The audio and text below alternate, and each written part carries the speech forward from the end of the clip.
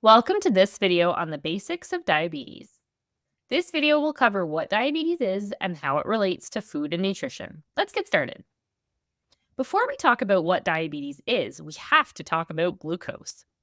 Glucose is a fancy word for the sugar that our bodies use for energy. And that doesn't mean that boost of energy you get from your coffee in the morning. Your body and brain need glucose to function. For the most part, glucose comes from the carbohydrates or carbs we eat.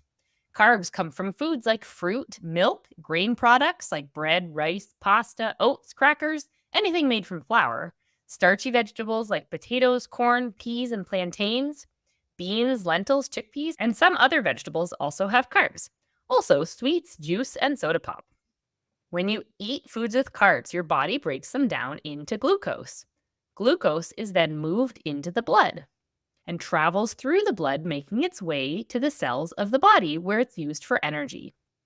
But here's where things get complicated.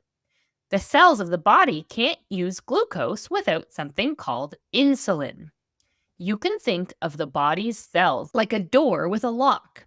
To get glucose through the door, we need the key, which is insulin. The factory that makes insulin in your body is an organ called the pancreas. This system works to keep your body working. But what about when you have diabetes? With diabetes, the body's cells stay locked.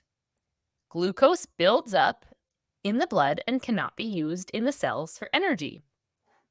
There are different types of diabetes, but they all have one thing in common. They affect how your body handles the sugar, glucose, from carbohydrate foods. With type 1 diabetes, the insulin factory, the pancreas, stops making enough or any insulin. There are not enough keys to unlock the cells of the body for glucose. This causes the amount of sugar in the blood to get dangerously high, and the body's cells can't use this sugar for energy, so they aren't able to work properly. With type 1 diabetes, you can get very sick.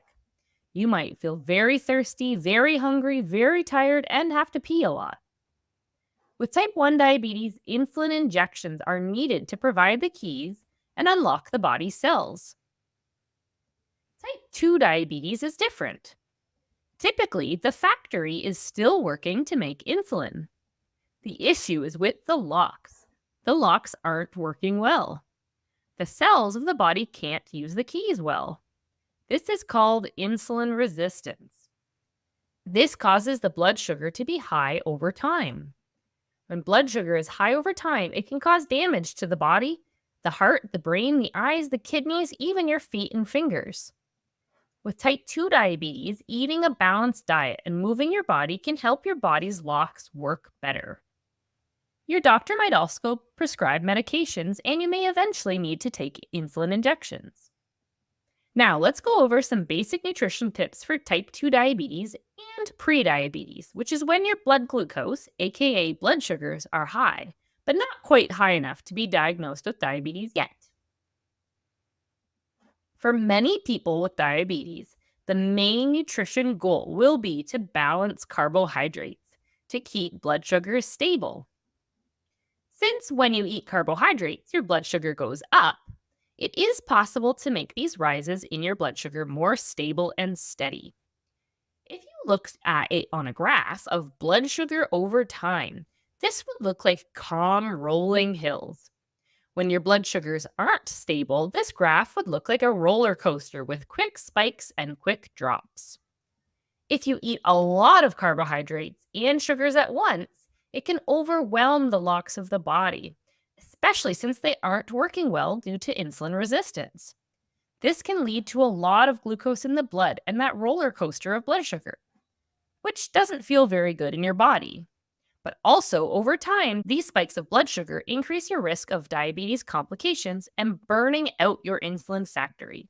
There are some things we can do to make things a little bit easier on the body, so it's not so overwhelming, and we can have those nice rolling hills of blood sugar. Number 1, choose high fiber carbohydrates. Fiber helps to slow the breakdown of carbohydrates into sugar. This means that blood glucose increases more slowly and is less overwhelming for the body's locks. Carbohydrates high in fiber include fruits, legumes like beans and lentils, vegetables, and whole grains, to name a few. Tip number 2, carbohydrate consistency. Eating moderate amounts of carbohydrates spread throughout regular times of the day can help keep carbohydrate breakdown more consistent and keep your blood sugar more stable. Tip number 3, eat your carbs with protein and fat. Similar to fiber, combining carbs with protein and fat helps to slow the breakdown into sugars. Protein comes from legumes, beans and lentils, eggs, meat, fish, soy, dairy, and seeds. And heart-healthy fats include olive oil, avocado, and nuts and seeds, and fatty fish like salmon. Tip number 4, choose water. Water, plain coffee and tea, and other sugar-free drinks do not raise your blood sugar, but keep your body hydrated and working well. Drinks like soda pop and juice, even 100% fruit juice, do raise your blood sugar, and they do it very quickly, without any fiber, protein, or fat to slow things down. Sugary drinks can be a big culprit behind roller coaster blood sugars. Tip number 5, move your body. Lastly, get that body moving every day in ways that feel enjoyable.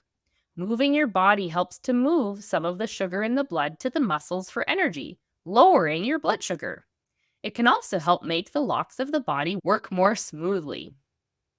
Always talk to your doctor before adding new physical activity to your routine. Let's recap.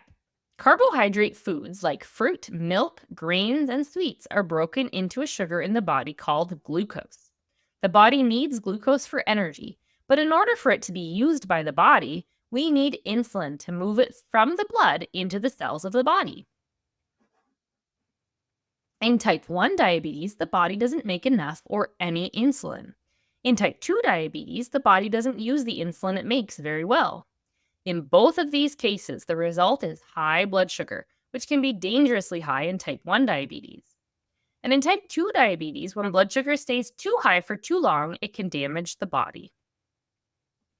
For type 2 diabetes and prediabetes, a nutritious diet that includes fiber, protein, and fat, alongside a moderate amount of regularly spaced carbs and movement, can help the body use the glucose from food, keeping the blood sugar stable and the body healthy.